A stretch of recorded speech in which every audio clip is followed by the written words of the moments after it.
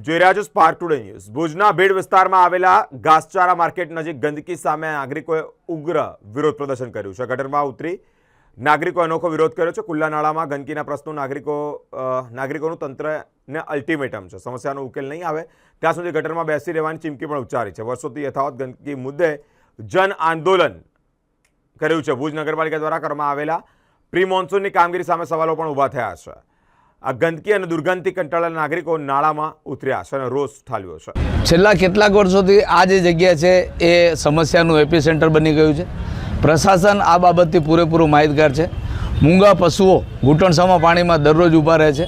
આજુબાજુ રહેતા ઘાસચારાના વેપારીઓ, બીજા લોકો, અવરજવર કરતા લોકો, હનુમાન મંદિર પાસે દર્શનાર્થે આવતા લોકો આ જગ્યા જોઈ રહ્યા છે। ટુરિસ્ટો પણ જો બહારથી કોઈ આવે ને અહીંયા બ્રેક કરે તો એ લોકો પણ આ ઇમેજ લઈને જાય છે ભુજની કે આ ગંદુ નાલો જે છે।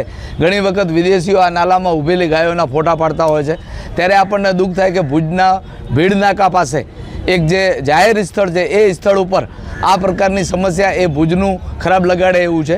અને આપણે સતત જ્યારે પ્રી મોન્સૂનની કામગીરી ચાલુ હતી ત્યારે જવાબદાર કર્મચારીઓને આ બાબતે ધ્યાન દોરવામાં આવ્યું છે કે આ પાણી નિકાલ થાય એના માટેના પ્રયત્નો કરશો, પરંતુ એમણે કોઈને કોઈ બહાના કરી અને આ પાણીનો નિકાલ થાય એના પૂરા પ્રયત્નો કરતા નથી।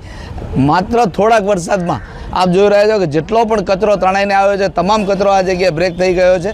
તો આના ઉપર સુપરવિઝન કરનાર કર્મચારીઓ, જવાબદાર અધિકારીઓ જે પણ હોય એમની સામે પગલાં લેવા જોઈએ।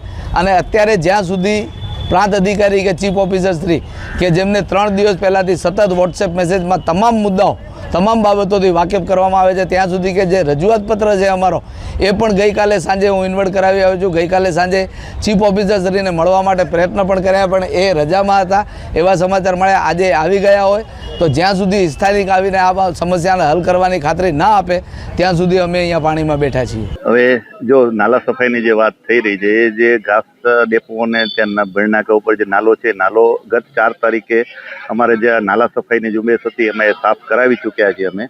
એ દરમિયાન પછી વરસાદ પડ્યો અને કાદવને જે આવ્યું છે એ પણ અમારે નક્કી જ કરેલું છે કે જે વરસાદ પડ્યા પછી પણ નાલામાં પાછો કચરો આવે તો અમે સફાઈ કરાવશું। અને જે 4 તારીખે સંપૂર્ણ બધું સાફ હતું એના મારી પાસે વિઝ્યુઅલ પણ છે, ફોટોગ્રાફ છે, અમારા જેસીબી ઉતારીને અમે સાફ કર્યું છે, ત્યાંના નગરસેવકો સાથે રહીને સાફ કરાવેલું છે। હવે આ જે પણ કેવું છે કે વરસાદ પડ્યા પછી એવું તો છે ને કે યુદ્ધના ધોરણે થઈ જાય અને કામગીરી નાલા સફાઈને જે સોંપેલી છે એમના માં આપેલું જ છે કે ભાઈ પાછો પણ વરસાદ પડે ને ગારો થાય તો એ સફાઈ કરવાનો છે અને એ રૂટિન મુજબ સફાઈ થવાની જ છે। એમાં ખાસ વાત કરીએ તો આ લોકો ગંદા પાણીમાં ઊભા છે અને જે માંગ કરી રહ્યા છે તેને લઈને હવે એમની માંગ ની ખ્યાલ નથી મને, પણ જનરલી અમારે જે અમારું કામ કરવાનું છે સફાઈનું ને નાલા સફાઈનું એ અમે એમાં અવિરતપણે ચાલુ રાખશું। અને એ અમે જે ટેન્ડર પ્રક્રિયા કરી એમાં પણ કીધેલું હતું કે ભાઈ નાલા સફાઈ ખાલી એકવાર માટે નહીં, જ્યારે વરસાદ પડે બાદમાં નાલા સફાઈ કરવાની જરૂરત પડે ત્યાં નાલા સફાઈ અમે કરાવશું। એ અમારું કામ ચાલુ જ છે અને ચાલુ જ રહેશે।